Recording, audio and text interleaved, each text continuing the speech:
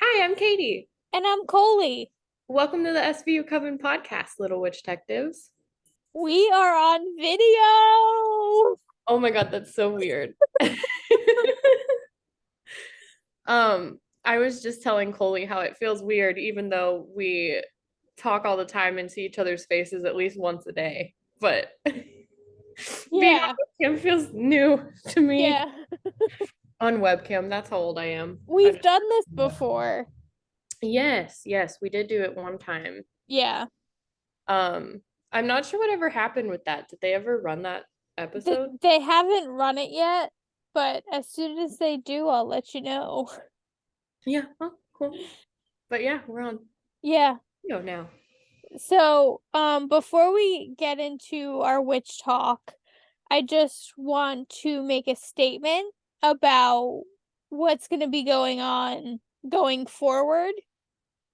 Um, we are putting this podcast, this video up on YouTube. So that means we have to censor ourselves a little bit.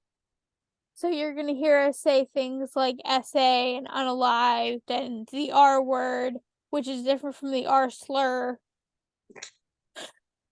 The R word is the action that we talk about a lot on this podcast. The R slur is the R slur. Um, Yeah, we might need some TikTok girlies to give us like all of the yeah, words because yeah, I feel old, but I don't really know what they all are. But I do feel like most of them are self-explanatory. yeah. Um, I know a few of them, so I'll be able to like help in any way I can, but I don't know all of them.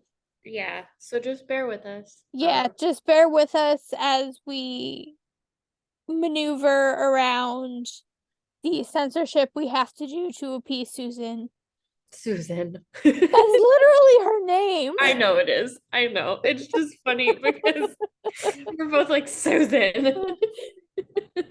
Um, yeah, so just bear with us while we maneuver the censorship thing.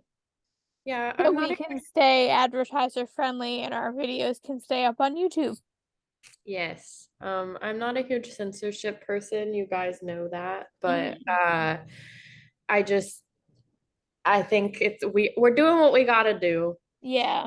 Um, and I'm excited about having visuals. Yeah, it's so exciting.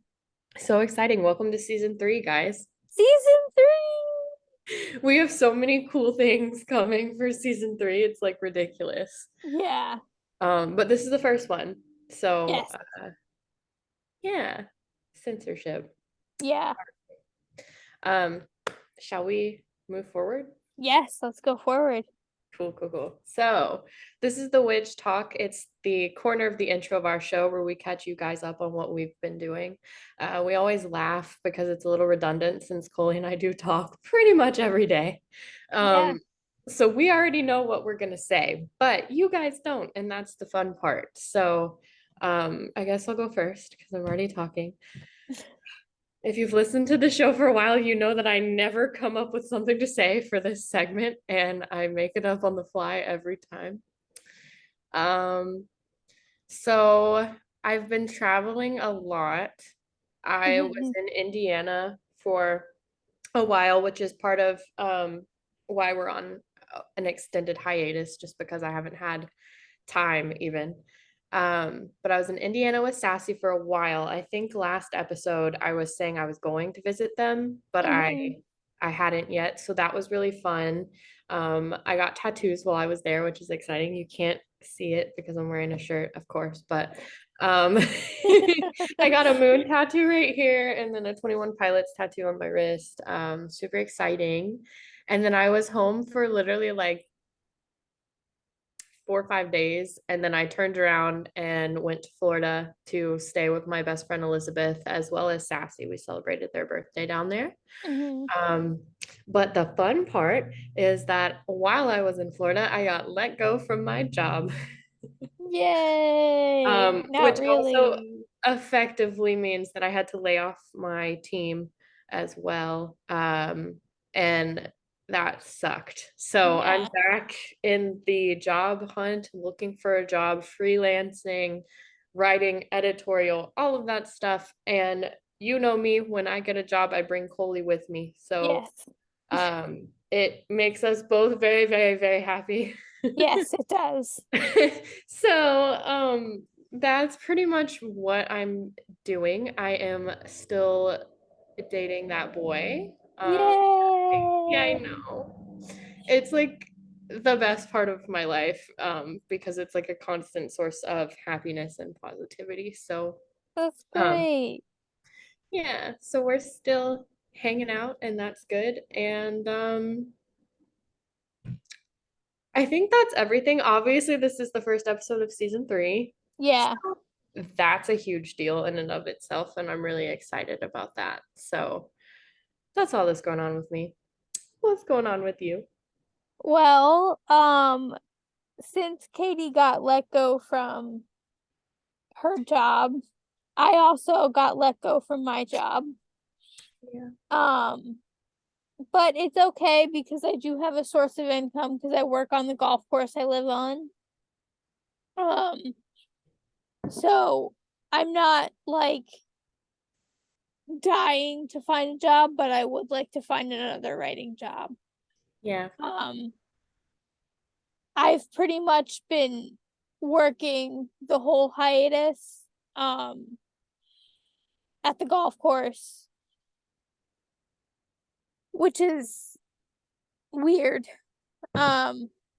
Because we were off for the winter and it's always weird getting back into it. So, yeah. Um and then I had a date yesterday from when we're recording this, and it went really, really well, and I really, really like her, and it's awesome. It's so cute because I love whenever you go on a date because you give me like a play by play.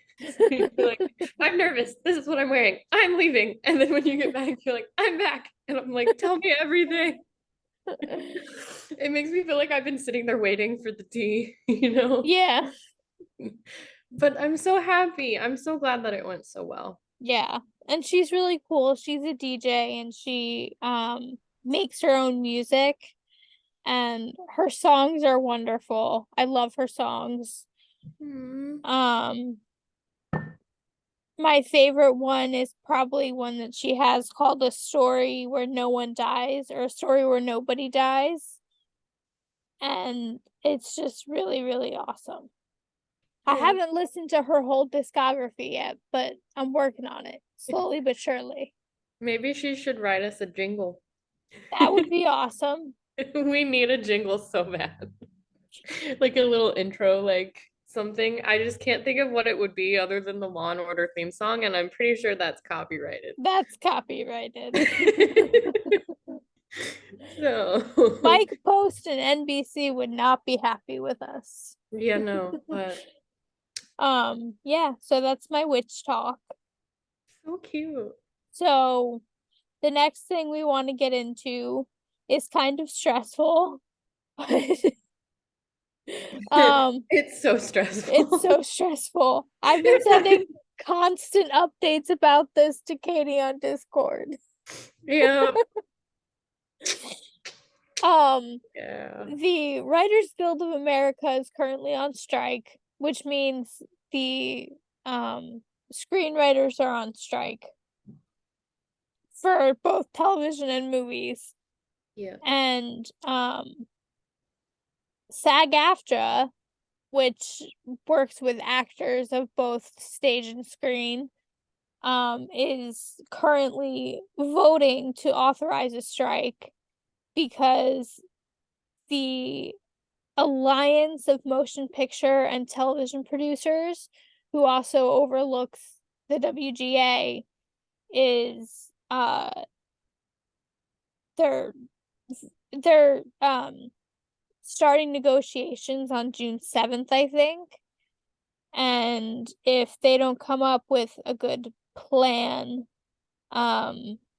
SAG-AFTRA is most likely going to strike. Yeah. And that's nerve-wracking. The writer's strike alone has an impact on SVU. It didn't impact season 24. But it could impact season 25 when we have a release date, all that stuff. Bless you. Bless Thank you. you. Sorry. And if SAG-AFTRA strikes as well, that just means that we really won't be having a release date until the strikes are done. Both are striking for fair wages, and against the use of AI, artificial intelligence, in screenwriting and like editing in AI actors. Yeah. Yeah. And it's one of those things that affects us from every direction. Yeah. In my opinion, because even though Coley and I do not write television shows, we are still writers that deserve to get paid for our time. And this whole shift into AI and whatnot is already kind of scary Yeah. as a editorial professional. And then you add in television and all of that, and writers that very much deserve to get paid and are very Yes. talented.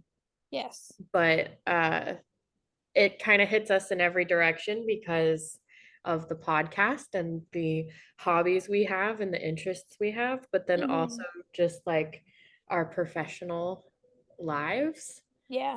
Um, and it's kind of a scary time to be a writer right now. Yeah. The best way that you can support the writer's strike, I'm not sure about SAG-AFTRA, but the best way you can support the writer's strike is by posting about it on social media, showing your support on social media. And if you live in or near New York, Chicago, Philly, Los Angeles, anywhere where they shoot television or movies, pretty much, you can go and pick up a sign and walk in a circle. You don't have to be a member to do that. And they are 100% welcoming of people who are just fans of their work, you know? There's a lot of celebrities that have been going out and bringing like food and making signs and stuff too. Yeah. That it's the same principle. They're not part of anything, but they're just supporting. Yeah. I believe Pete Davidson brought everybody pizza. So Yeah. there's an idea if you want to And bring some pizza. they had I know Imagine Dragons did like a little concert for WGA West. Because the WGA is split into two like bands, WGS and WGA West and WGA East. Weast. East. But Warren Light is one of the strike captains for WGA East. So if you want to follow WGA East and find out where to picket, where to join in on the strike, follow him on Twitter at Warren Light TV. And yeah. Yeah. And there's also a video about the writer's strike that we'll link in the show notes by Drew Gooden. It's a wonderful video. It breaks down the different aspects of the writer's strike. So, yeah. Yeah, we'll have a bunch of resources and information for you in the notes or on our social media. Or in the description on YouTube. Yes. Oh my gosh, YouTube. I keep forgetting. But yeah, we encourage you to support in any way that you can. Yes. Because this shit sucks. Oops. Yeah. Because this sucks. It's okay. It's not in the first 8 seconds. We're good. We're good. We're good. Ah! Shall we keep the ball rolling? Yes. So, if you know anything about our girl Mariska, it's that she breaks herself a lot. Yes. If not all the time. Because she's crunchy. She's crunchy. She's oh Lord. So I actually haven't kept up with this too much aside from you telling me about it, but she's officially got a clean bill of health for her ankle. Yes. Which is great. So now we're on to whatever the next random injury is going to be. Yes. Hopefully not for a while. Hopefully she gets a little bit of a break. Yes. But if you follow Mariska on Instagram, you probably know a little bit about this already, but Yeah. um we're glad that she's healthy. Yes. Very glad. God. Um, so moving right along. Mariska was at the Eras tour in Nashville with Reese Witherspoon.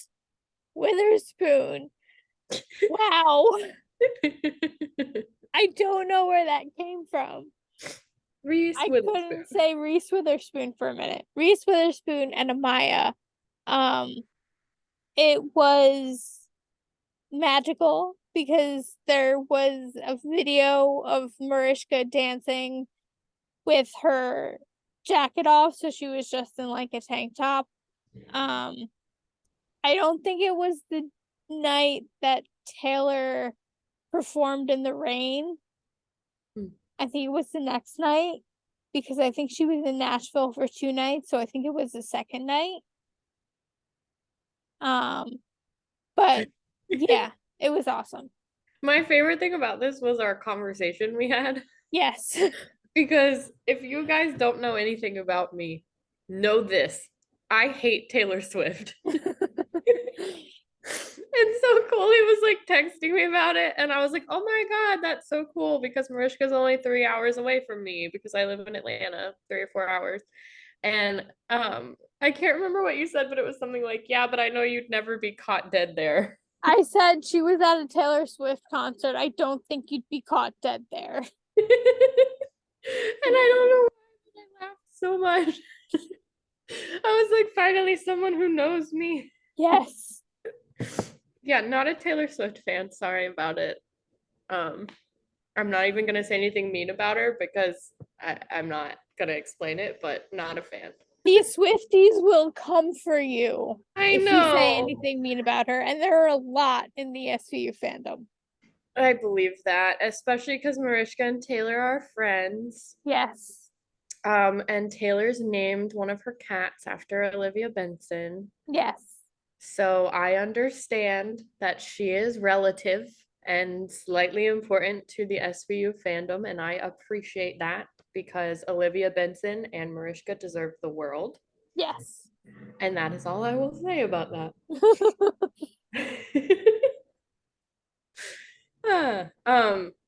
Okay, so this one I actually don't know that much about. Oh my gosh, I found the cockroach. Hold please. I killed him. There's been a cockroach just chilling, and I haven't been able to find him, and I just killed him. Okay. So, Mariska and Ali Wentworth walked the runway for Oscar Dela Renta Yeah. or Dela Renta to Sassy or Sissy That Walk. Amazing. So Ali posted the video on her Instagram. I think first it was in her Instagram stories and then she put it on her feed. And they're just walking like fashion models to Sissy That Walk by RuPaul. Mm-hmm. Which, if you know anything about that song, you know it mentions female parts, which is hysterical. But they weren't walking to that part, but even still. And then they're walking back, and Mariska's still doing her little fashion model walk, and Ali just stops and starts dancing. I love them. It's hysterical.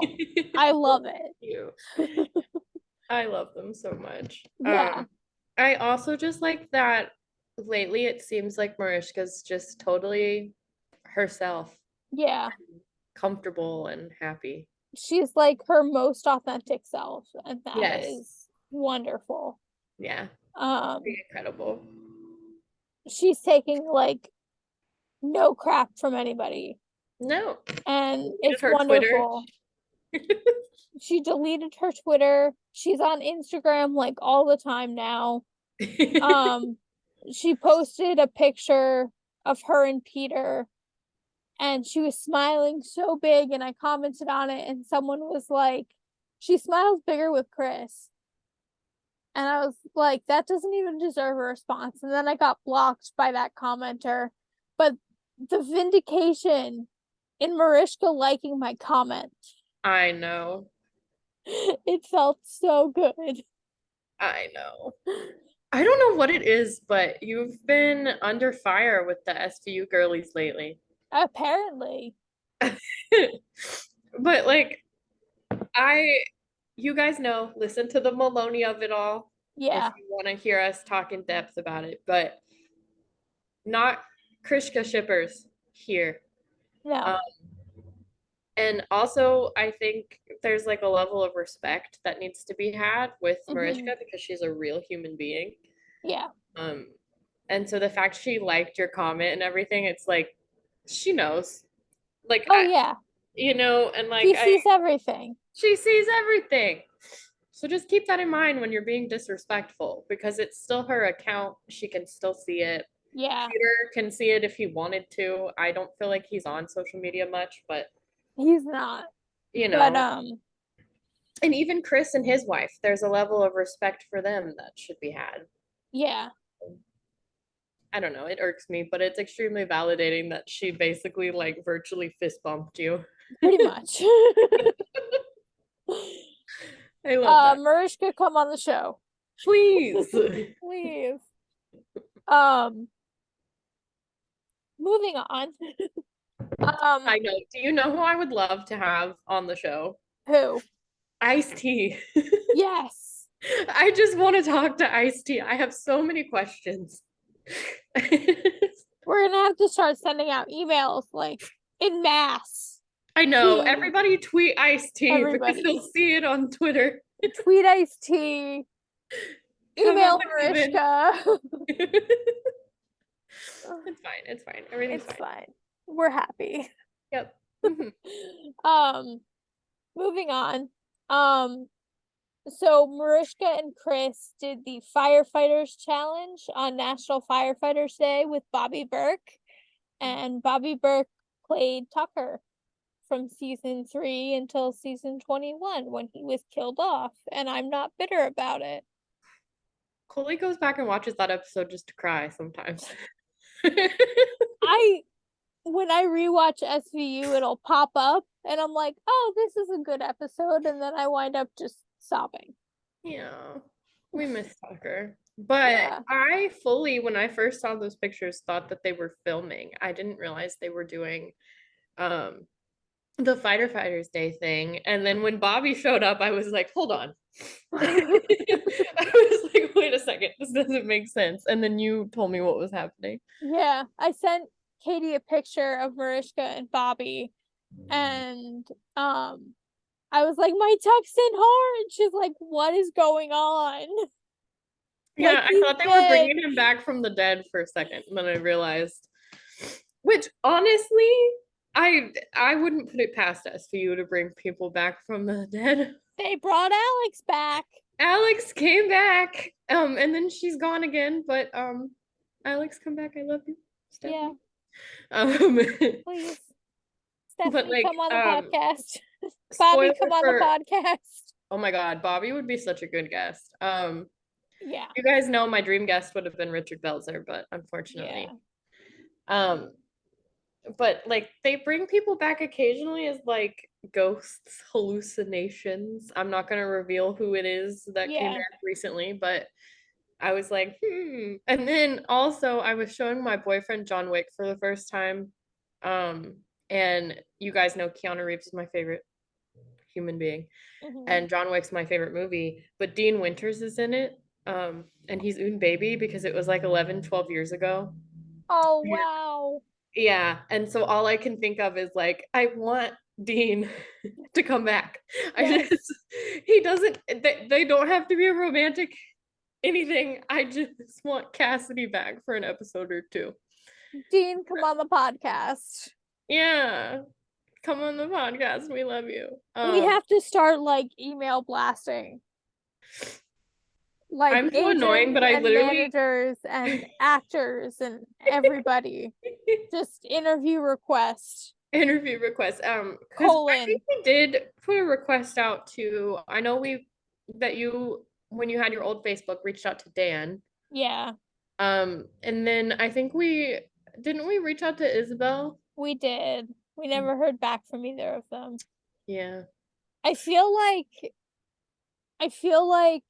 we might have gone about it the wrong way with Isabel because I was talking with my date yesterday because she also does podcasts. And she's had a few interviews, and the proper way to subject the email is interview request colon and their name, not podcast opportunity. Well, same thing. Just You different. live and you learn. It's all good. Yeah. I fully really wasn't expecting her to respond. It was just after she released that The blog blog. post. Yeah. Yeah. That it felt imperative that we do something. And so I'm glad that we reached out anyway. Yeah. But I mean, we can reach out again. yeah. But yes, would love to have some cast members on the show. Would also love to have some Witchtectives on the show. Oh my God, So like yes. email us. I'll let you go through that because that's part of your Yeah. social media plug. But would also love to have some Witchtectives on the show. Witchtective. Yeah. Like, let's talk about your favorite episodes. Let's Do some tarot readings. smash or pass the cast. Let's do tarot reading. Like, come on. Oh my God, a smash or pass would be so fun. That gives me an idea for something I will message you about later. Okay.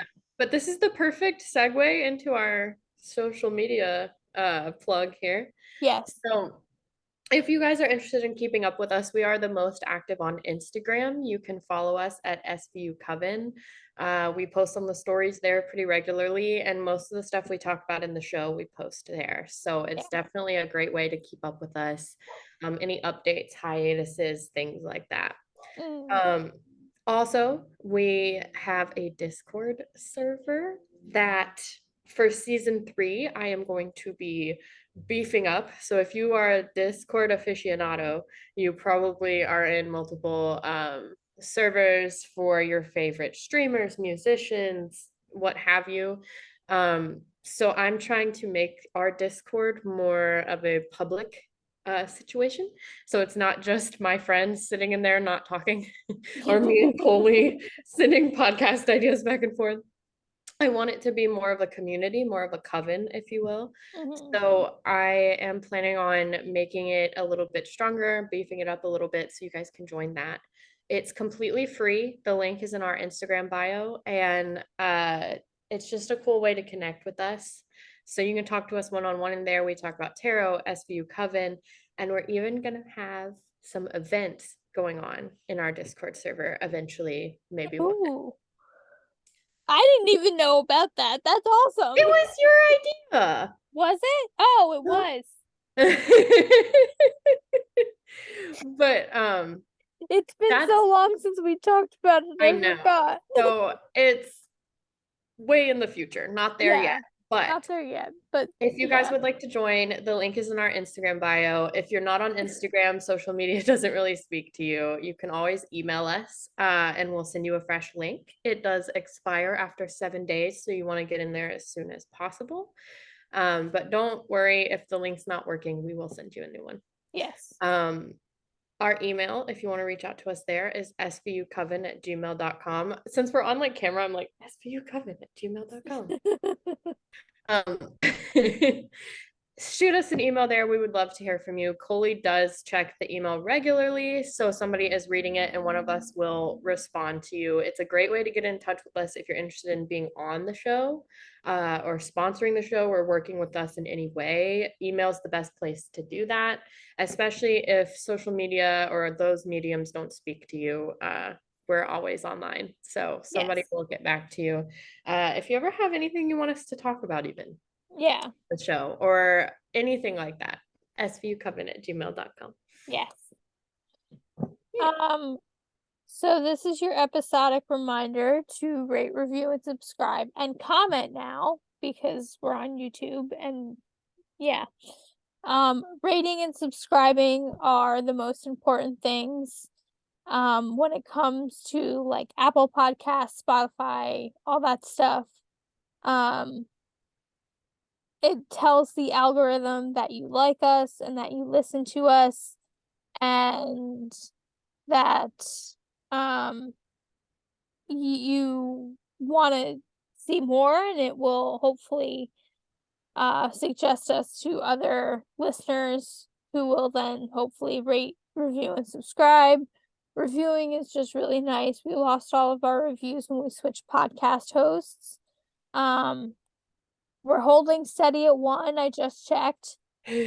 That's what I'm doing on my phone at the moment, is checking reviews and answers to questions and the like. So our one review, I believe, is on Apple Yeah. Podcasts, and it's not overwhelmingly positive, but No. It's possible we have some on Spotify too, but I listen to our show on Apple I Podcasts. do too. And it won't let me see the reviews or the ratings until I listen to the show on Spotify. Yeah, because Which technically is, we are hosted by Spotify now. yeah. But that's really frustrating. I wish they would show us. But we did get an answer to our last question, which was, what is your favorite Munch episode?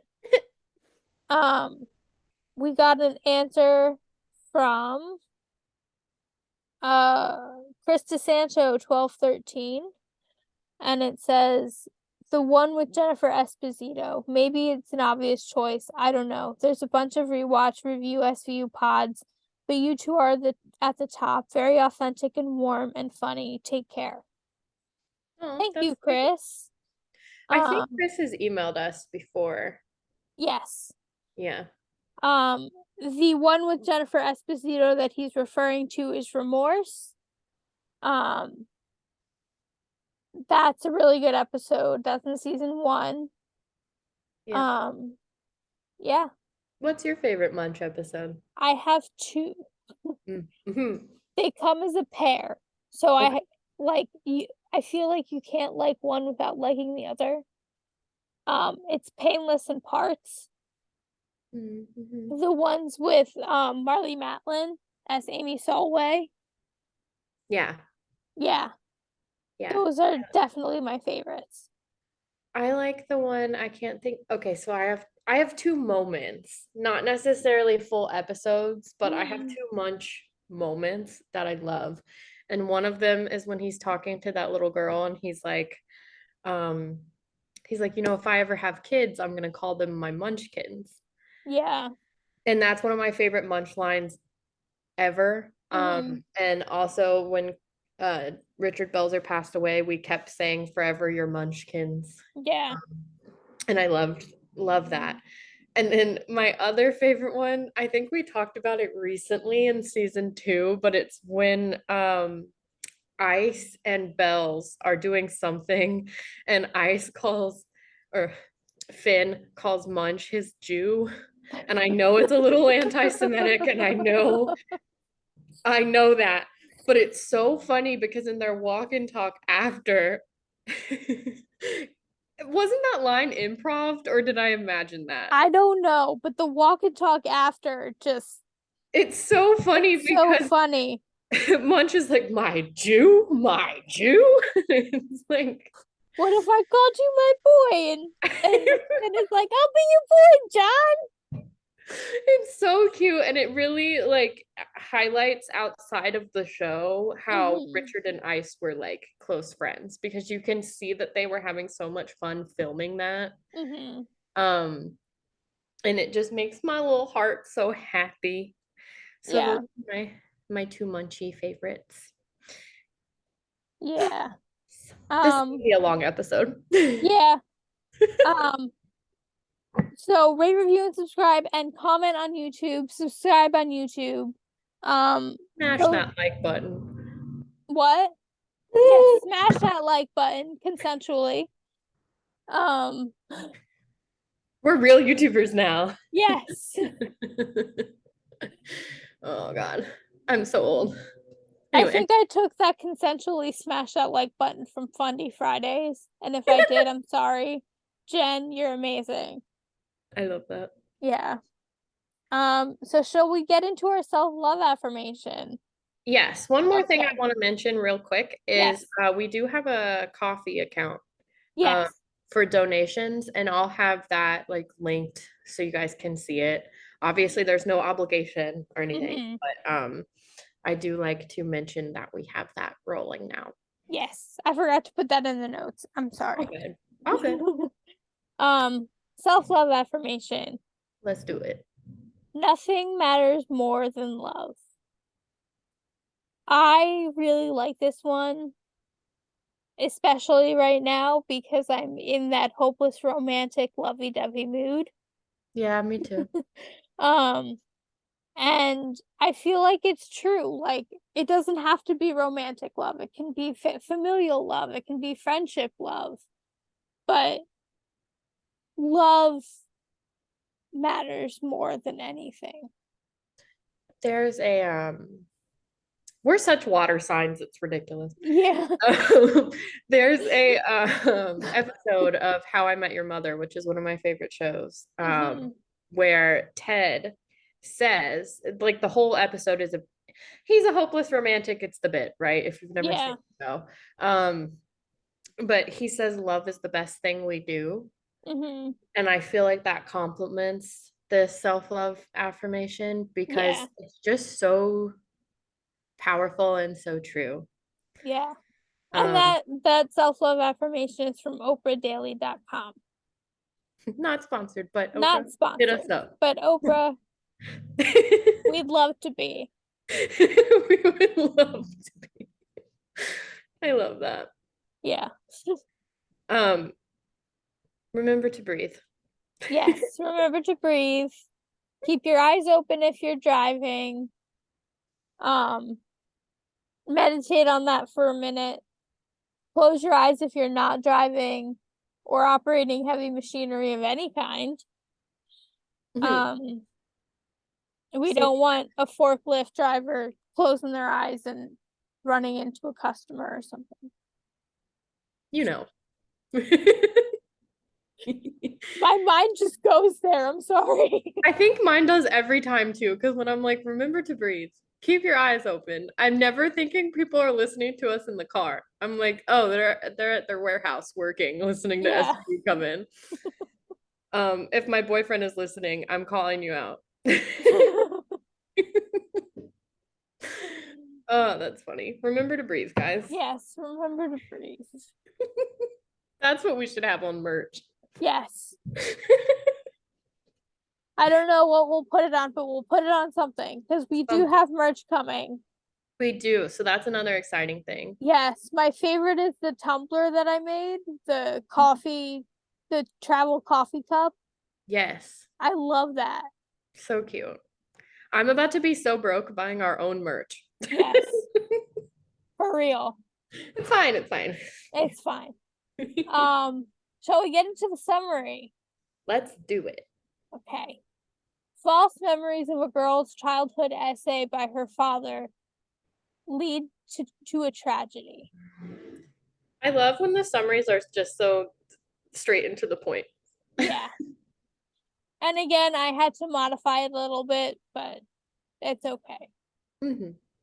Okay. Notes. Here we go. A young woman walks into SVU but turns to leave when she sees Elliot Munch and Finn. Olivia intercepts her and asks if she can help. She says she wants to report an essay. Olivia brings her into an interview room and said she was just there to help. Megan says that someone pushed their way into her apartment last night. She told him to leave and that she never wanted to see him again, but he slammed the door shut. Olivia asks who did this, if it was her boyfriend. Megan said it was her father. And we done. And we done. Very short teaser this episode. Yeah. Sometimes I like that though. I kind of like when they just jump into it because you know it's going to be a hefty episode. Yeah. Sometimes I like the longer teasers though. I know. I feel like lately they've been doing longer ones where well done and I'm like, "What? We haven't done that yet?" What do you mean? Yeah. So the essay started when she was in first grade, when Megan was in first grade. Touching, he'd help her get undressed and dressed for bed, and he would sometimes take off his shirt and then his pants. When she turned 12, it escalated. He showed her pictures and said that's how dads love their daughters. He stopped when she got her period at 14. Nothing physical happened the night before, but they had a bad fight. I also want to make a note that the word daddy is used a lot in this episode, and I'm so uncomfortable using that word. Really? Yeah, I hate the word daddy. I don't know why. No, I get it. It's weird though, because my dad is listed in my phone as daddy.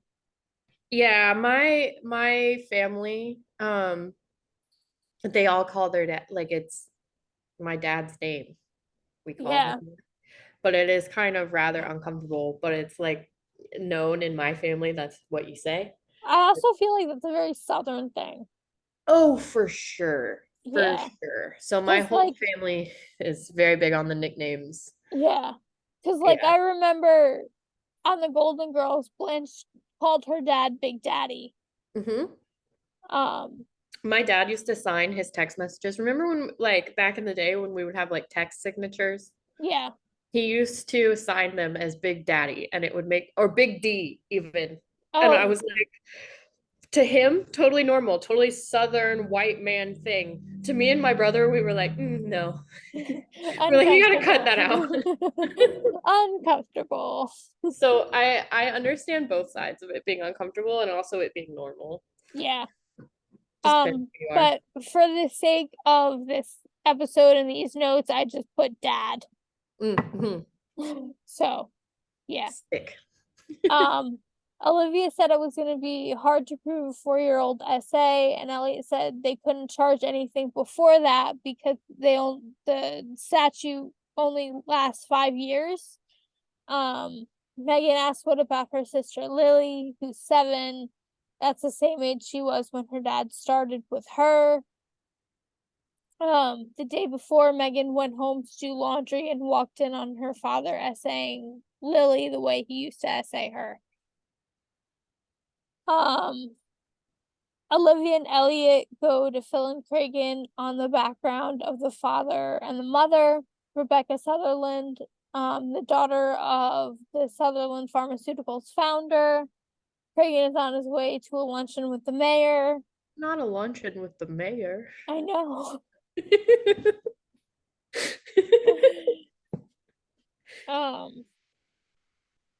They're working 2 cases, an essay this side of the statute of limitations and a possible essay of a young girl.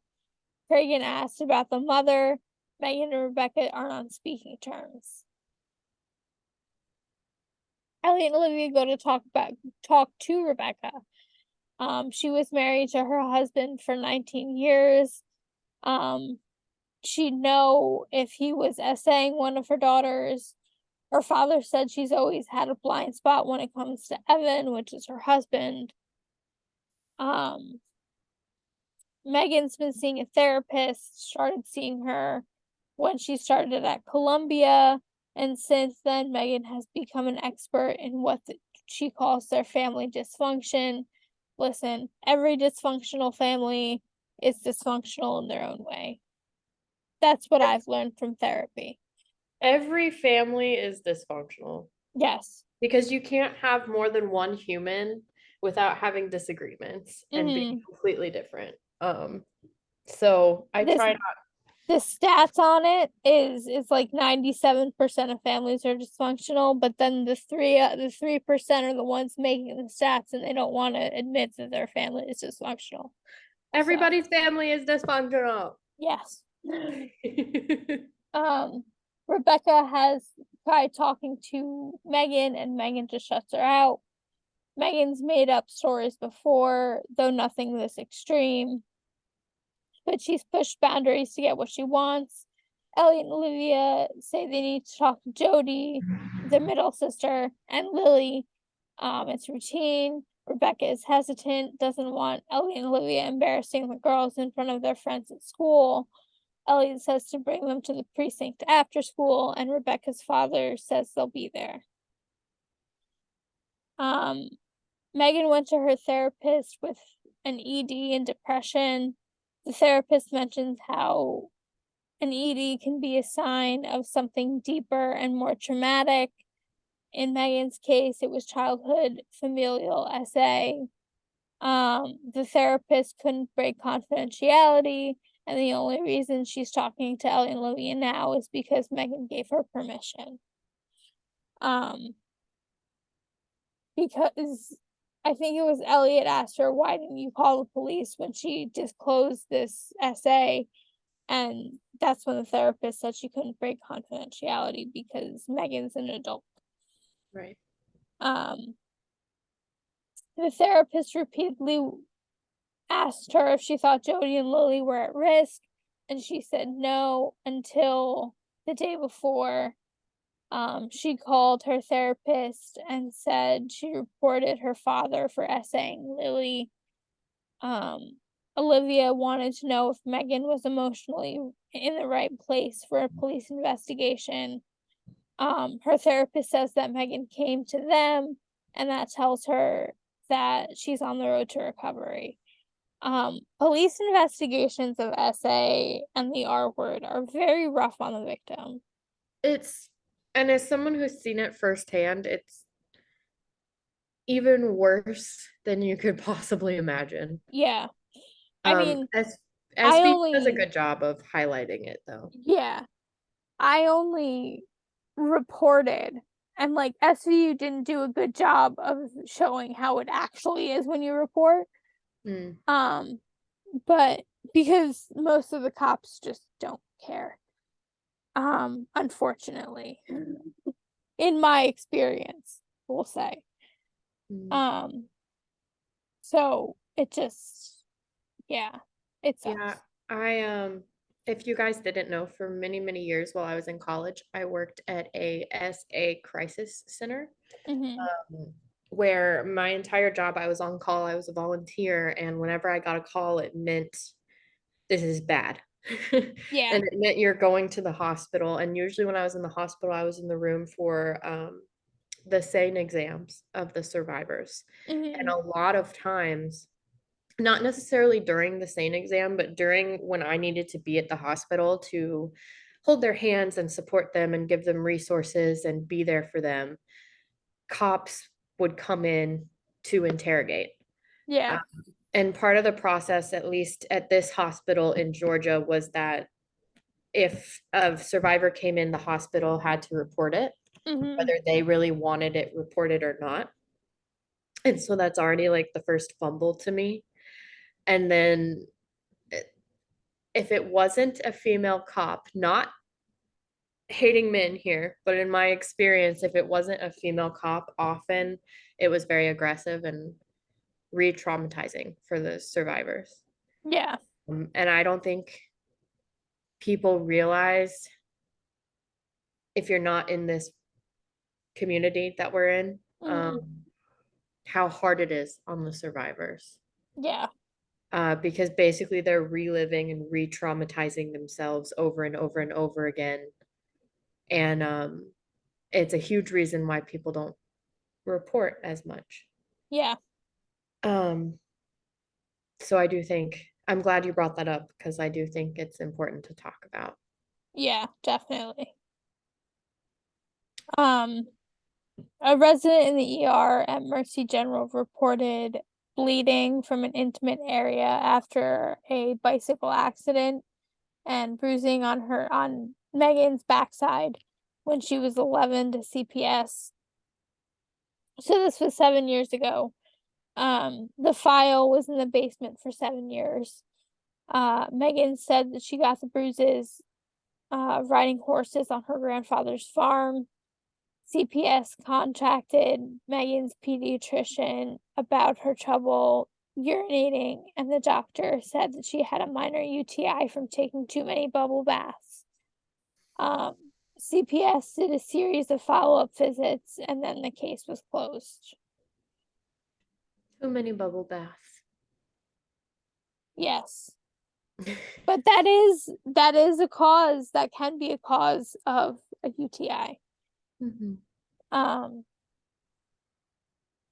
Cragen says for them to make sure that they have a solid case before going after Evan Ramsey and his lawyers. Munch comes in and says Evan was investigated by CPS 7 years ago. Olivia says that it's not the first time a wife has chosen her husband over her child. Cragen says that since Evan is out of town, they need to find as much as they can before he gets back. Rebecca arrives with Jody and Lily, and Cragen gives orders. Olivia interviews Lily and asks about her father. Lily asks why everyone is mad at her dad.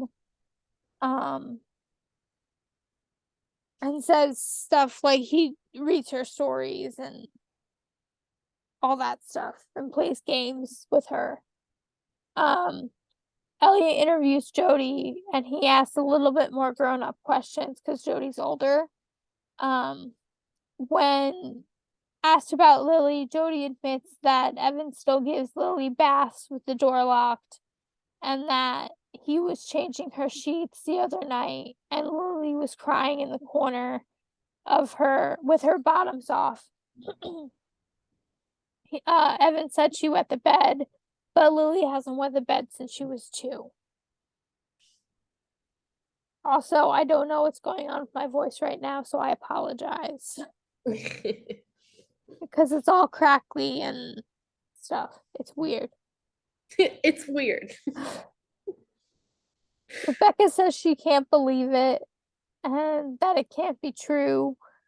Cragen tries to get her to agree to let them search Lily's room, but she runs into the hallway. Olivia finds her and says that there's someone there to see her. Megan comes out, and Rebecca says that it can't be true. Megan tells her what happened to her and asks where she was. Rebecca promises she didn't know. Olivia gets permission for SVU to search the Ramsey house. Elliot finds CP under Lily's mattress, and the CSU search finds men's underwear. They hear Evan yelling for Rebecca, asking what's happening, and Elliot and Olivia race downstairs to ask Evan to come with them, or at least not to do this in front of his daughters. Evan insists that he didn't essay Megan, that she was angry because he threatened to take her college fund if she didn't break up with her boyfriend and start getting serious about college. Says he didn't know why Megan was doing this. He's tried to get through to her, and she simply shuts him down. He tries to hug her, and she recoils. Olivia says Megan said that she found him in Lily's room doing to Lily what he did to her. And then Olivia asked about the late night visits to Lily's room. Evan says Lily has nightmares. Elliot confronts him with the CP and says that they found it in Lily's room along with a pair of Evan's underwear. Gross. Yeah. Olivia said the pictures were printed on a printer just like the one next to his computer. He says he only uses that computer for work. Elliot says that this has to come as a relief. Now he can get some help. Olivia says Megan's already broken her silence and it's only a matter of time until Jody and Lily join her. Evan says he didn't do anything wrong. Elliot asks if he knows what they do to people who essay kids in prison. Evan lawyers up. Alex asks if they have anything to corroborate Megan's story. And Cragen says just her testimony. Any physical evidence is long gone. Alex asks about Lily's story. Cragen said that her exam shows irritation, but nothing conclusive. And Jody's exam was negative. They have the pictures in the underwear, but Lily hasn't said anything linking them to her essay. Cragen said that Megan passed the poly, but Alex said it isn't admissible. Cragen says it corroborates her story, and that if they let Evan go now, he'll go back home to his daughters. Alex says to arrest him for the essay. They're leading Evan out when Rebecca goes to attack him. Olivia intercepts. At arraignment, Judge Petrovsky sets bail at $500,000 or $5 million Shirley. I don't really know what Shirley means. Not sure. Like in a legal sense, I don't know what it means. I know what it means like in everyday English, but in a legal sense, I don't know what it means. I didn't make it that far in my legal dictionary when I was younger. I literally had a legal dictionary when I was younger. You know, I believe that. I wanted it to be SVU ADA when I was younger. But then I realized I don't like confrontation and I cry when I get confronted with things and I can't cry in court. So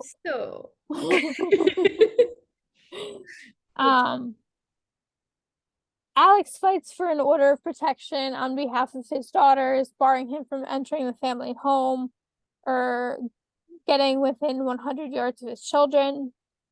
Wong is interviewing Lily as Rebecca, Ellie, and Olivia and Alex look on. Rebecca says that she took Lily to see Megan's therapist. The therapist said that Lily's blocking it all out because it's too much for her to bear. Rebecca said it's so clear to her now, and why didn't she see it? Olivia says it's because Evan went through a lot of trouble to make sure she didn't. Wong says Lily didn't disclose anything. Alex says she needs Lily's disclosure by the day after tomorrow to indict with Megan's case, which can't stand on its own. Wong says that he'll do the best he can, but he has to follow Lily's lead. Munch and Finn go to the crime lab.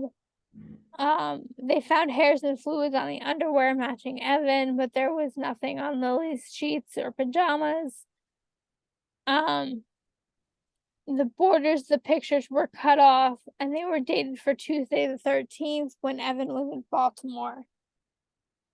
CSU are taking the family computers. Rebecca says she doesn't even know how to turn on the computer, much less do anything else. Can you imagine? It's a button. You push a button. A button. I often would push the button with my big toe. That's how unserious it was. Yes. Elliot asks about her children, and she says that he must be joking. She asks if the date could be wrong. Olivia says they'll check, but they have to cover all their bases. Rebecca said that Jody and Lily were at school. She was at her lawyer's office filing for divorce. Elliot asks the housekeeper I guess, where she was on Tuesday morning, and she said she was grocery shopping, so there was no one there to say whether or not Megan came home Tuesday morning. Rebecca said that Megan has a chemistry class on Tuesday mornings. Olivia asked if she went, and Rebecca says that they'll have to ask her. Have you ever been to the store Tuesday morning? No. Oh my Well, only while I was working God. at a grocery store. Yeah. Yeah. I've never actually been in them, but you said Tuesday morning so many times, my brain was like, oh my God, that's the name of a store. That is the name of a store. And you're right, I have actually been in one. I see them around, just never been in. It gives me Hobby Lobby vibes. There was when Joanne's Fabrics. There was one when I lived down in Ocean County that I went to and got a coat from, but they didn't remove the beepy tag. So I beeped every time I went into a store and every time I came out of a store. And I constantly had to be searched because they thought I was stealing something. I beeped. I beeped. Tuesday morning. Tuesday morning, you know. Anyway, Megan dropped chemistry. She hasn't been able to focus this semester, not summer. Ellie and Olivia asked what she's been doing with her Tuesday mornings, and she said she had a tutor to catch up with her other classes. The tutor was her boyfriend, and they broke up the week before, so they weren't working together anymore. Said on the morning in question she was in the library stuttering. Oh my God, that's me. I'm stuttering. Studying with a lot of other students because midterms were coming up.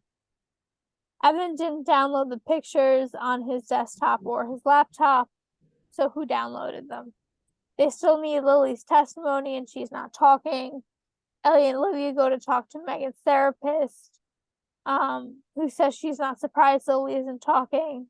Olivia says they really need Lily's testimony, and Elliot asks if the therapist will talk to Lily again, as Lily may be more comfortable with her than with Wong.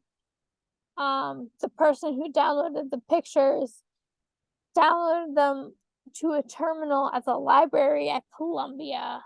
Spell break. Spell break. So what day are we putting this out? Because that's going to affect the spell that I read. Oh, I didn't think about that. Probably next Monday. Okay. So the 29th. Yep. Okay. So the color of the day is ivory. The incense of the day is lily, which is actually kind of perfect for this episode. It's also Monday that we're recording this. It is also a Monday that we're recording this because I had a migraine from heat from serving a dinner on Saturday, so I couldn't do the notes. The 29th is also Memorial Day. Oh, crap, it is, isn't it? Yep. So this is a spell called Forgotten Soldier Memorial Working. Today is Memorial Day here in the United States, a day when we honor our nation's fallen warriors. It is time to reflect not only on their lives and bravery, but also on the cost of war and its heavy toll. Not all fallen soldiers have family or loved ones to remember them. As we celebrate the lives of those who fought to protect our country, let us also remember those whom others have forgotten. There we go. Sorry, there was a break and I couldn't figure out the word. All you need is a white candle, a small bell, and a few moments of your time. At your altar, safely light the candle and ring the bell 3 times before saying, 3 times I ring this bell for the forgotten soldier who fell in battle and was denied the chance to grow older. May they rest in peace and find their way. The heaviest price was theirs to pay. Extinguish the candle or allow it to safely burn out completely. And that is by Devin Hunter.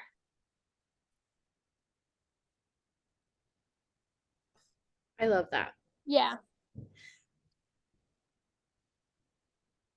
Okay. So, on with the episode. While you were doing that, I was trying to pick like a cute filter to wear, but I failed because I was gonna surprise you with it and then I didn't get the timing right. Oh. Alas, I'm a sprout. I like that. That's cute. But I have to back up in my chair so you can see the sprout. Otherwise, it's just. Otherwise, it's just lines on your cheeks. I digress. Okay. Back to the episode. Ellie and Olivia talked to Megan about why she put the pictures under the mattress and the underwear in the sheets. Megan said that when Evan came to her apartment, he threatened to sue her therapist and send her to a mental hospital, and then who would believe her? In motions court, the judge dismisses the case because there was no physical evidence of what Megan said, and they still didn't have Lily's testimony. Evan approaches Megan. Hold on.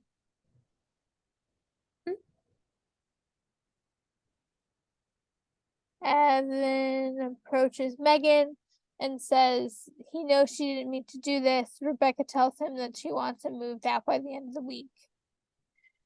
Ellie and Olivia Munch and Finn. Yomp.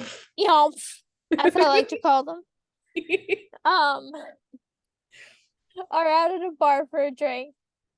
Olivia says that Megan was just trying to protect her sister, but it doesn't mean she wasn't SA'd. But now they'll never be able to prove it, and Evan gets away with it. Or does he? Cragen calls Elliot and says Evan's been unalived. Unalived. Yes. A single shot took Evan out within several hours. No rigor. When Ellie and Olivia questioned the man who found Evan, he says that there was tension between Evan and his father-in-law, and that if security hadn't showed the father-in-law out earlier, they would have come to blows. Ellie and Olivia go to interview Rebecca's father about whether he did it or not. As he didn't seem too sad that his son-in-law was gone. He owned the same caliber weapon as the one that unalived Evan. Brings them to his locker in the hallway, and the weapon in question is gone. Ellie and Olivia interview Rebecca's father, and Cragen wants to know how he looks. He has opportunity, motive, and means, but Olivia just doesn't know. He seemed genuinely surprised when the weapon in question was missing from the locker. The weapon was fished out of the sewer outside of Sutherland Pharmaceuticals, and when ballistics tested it, it was a match to what unalived Evan. The prints on the casing left behind weren't Sutherland's. Ellie and Olivia talked to Rebecca and Megan about the possibility that they unalived Evan. Both deny it. Megan's alibi doesn't check out as she was making calls from her car phone to her father's office. Can you imagine a car phone? I was about to say that. From her car phone. From her car phone. Oh, I'm old. You're old. You're not that much older than me. We're old.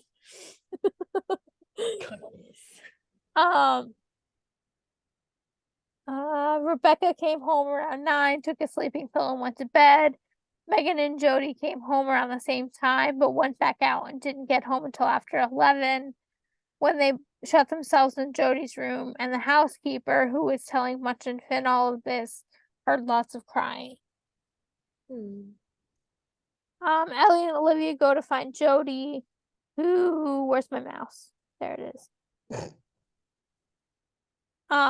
Lost it. who is walking with her mother to church and to talk to their priest, presumably about funeral services for Evan. Rebecca says that Jody went to bed when she did. Elliot says that she's already lied to her mother not to make it worse by lying to them. Jody says that Evan had been calling Megan.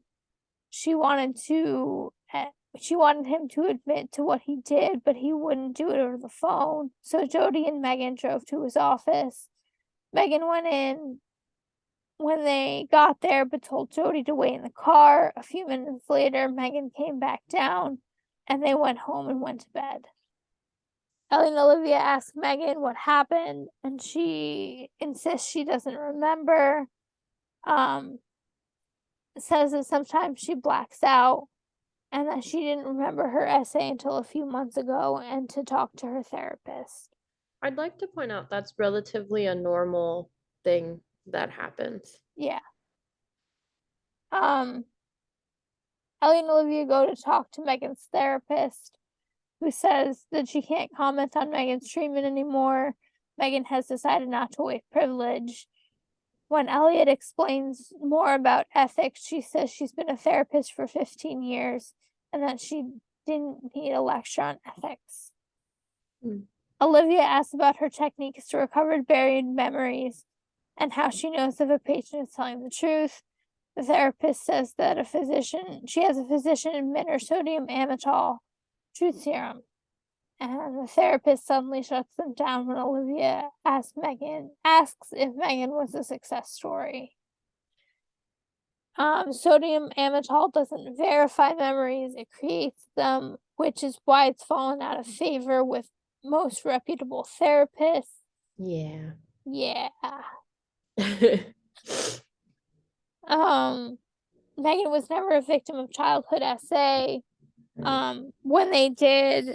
When they got her medical records, because Megan missed her third physical exam, they needed to get her medical records, and that piece of skin was still intact. Mm-hmm. Is that a good way to say it? Yeah, I think so. Okay. But I would also like to point out that regenerates, like it heals. It's not like it rips and then it's done. Right. It heals. Mm-hmm. And I know this because I tore mine falling onto a rung of a ladder when I was in kindergarten. Mm-hmm. And it healed. And it healed. So, anyway, the memories were planted in her mind, and Evan was arrested with spectral evidence. All the evidence points to Megan unaliving her father. Alex is issuing a subpoena for Jody. So she either testifies or she'll be found in contempt. In the grand jury, Jody starts telling the same story that she told Ellie and Olivia earlier, but then admits that she unalived her father. The SVU bureau chief scolds Alex for relying on defendants to make her case in front of the grand jury. Alex argues that Jody wasn't a defendant, she was a witness. The bureau chief asked if it ever occurred to her that she might take the fall to protect her sister. Alex says that they questioned Jody multiple times, and her story never changed. She was given immunity in exchange for her testimony, but her immunity doesn't extend to cover perjury. But what if she's telling the truth? Jody tells Alex what really happened, and that she just wanted her father to stop hurting Megan. Rebecca notes that Jody won't be prosecuted by the courts but her own conscience. Wow. And wants to know what will happen to Megan's therapist. And Alex go to arrest the therapist and get Megan, Jody, and Lily's files. The therapist license is suspended pending a full investigation. And we Dick Wolf. And we Dick Wolf. My header, oh, what is it called now on Facebook? My Cover timeline. photo. Sure, my cover photo used to be that ending thing that's like Executive producer Dick Dick Wolf. Wolf. Yeah, and Koli and I both have hats that say it. Yes. We should wear And that one episode. and I have earrings that are in the Yeah, shape of a heart that say executive producer Dick Wolf on them. we should wear those for an episode. That'd be cute. I could also wear It'll the Marishkaville, the Margaritaville or whatever. Yes. That shirt you made me. We could wear those. You want to know how I came up with that? How? I was working at ShopRite down in Ocean County at the time, and I was standing over by like the food court area. I was cashier at the food court area, and a guy walked past with a Margaritaville shirt on, and I just started singing "Wasted Away Again" in Margaritaville, and it just worked. I love it. I love it. So while Koli is shuffling for our fabulous tarot reading, I just want to remind you guys again that we are on Instagram at SVU Coven. We're fairly active over there. So if social media is a medium that speaks to you, that's where to hit us up.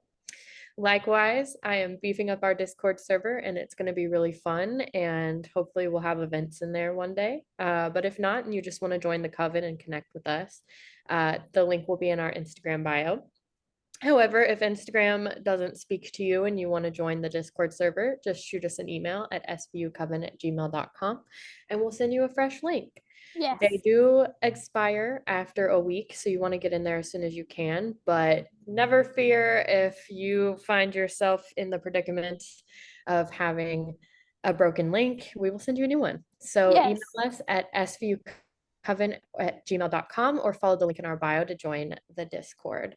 Lastly, if you want to be on the show, sponsor the show, have questions for us, or anything under that umbrella, email us at svucoven@gmail.com. Koli does check the email, so someone is reading it and one of us will respond. Yeah, join the Coven. Hang out with us. We're fun. Yes. So I am using the Pride Tarot deck. Looks like that. It's a collaborative deck, and the artwork is really cool. I had a jumper, the Four of Swords. Ooh. And the Four of Swords upright means rest, relaxation, meditation, contemplation, and recuperation. I think that this extra day that we get off to remember our fallen soldiers is a good day to rest and relax, recuperate and meditate. And yeah. What is that like? I don't know. My brain does not do the relax well. I won't know what it's like this year either because I have to work all day on Memorial Day. Yeah. Because my grandfather has an outing he's going to down the shore and I have to work all day. Yeah. Yeah. Well, happy Memorial Day, guys. Happy Memorial Day. And this is another reminder to rate, review, subscribe, and comment and like. We rating and subscribing, there we go, are the two most important things that you can do on audio platforms because they tell the algorithm that you like us and that hopefully will suggest us to other people who will also rate, review, and subscribe. Reviewing is really nice. We lost all our reviews when we switched podcast hosts and we miss them. We are holding steady at 1 on Apple Podcasts. Also, comment on YouTube down below. Consensually smash that like button and subscribe. Oh, we appreciate the energy exchange. Yes, Yes. Oh my God. Is that our show? that's our show. First episode of season 3. If you guys are still with us, you're still vibing, you're still hanging, pop over to our Instagram and drop your favorite emoji in the comments of our most recent post. Yes. One day, One someone day. will do that. Yes. Okay, well, thank you guys so much for hanging with us. Koli, I love you, I love you too. and I'll talk to you soon. Yes. Blessed be. Blessed be.